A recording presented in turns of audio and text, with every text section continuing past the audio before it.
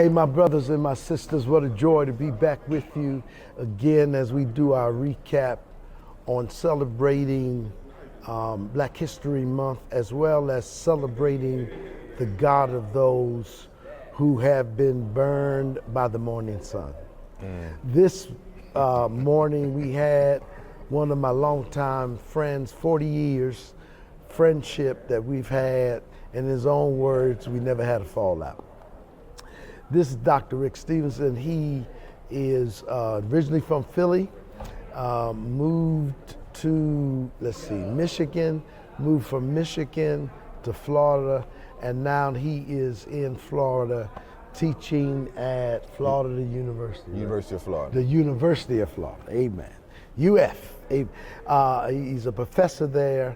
So he preached for us this morning. And this morning, he informed us, encouraged us, even sometimes enlightened us, inspired us on this whole issue of God being and God using our allies to bless us.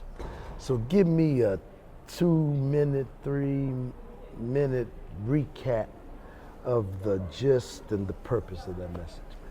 Thank you, Bishop. Yes, sir. So Moses is referred to as the most humblest man that ever lived. Amen. And he is the one who led the children of Israel out of Egypt. Amen. But his training happened in the house where Pharaoh was killing all of the boys.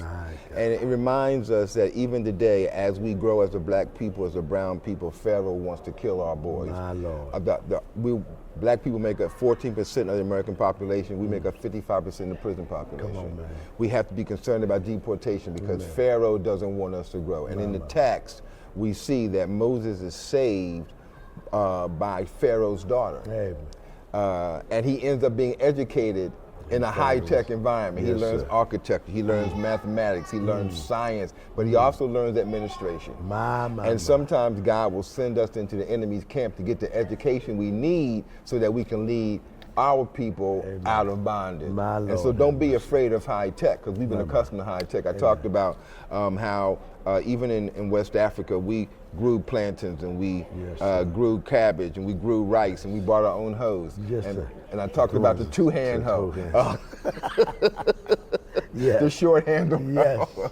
Because we needed that to plow the ground for rice. And so even technology that was used in the Americas we brought that with us.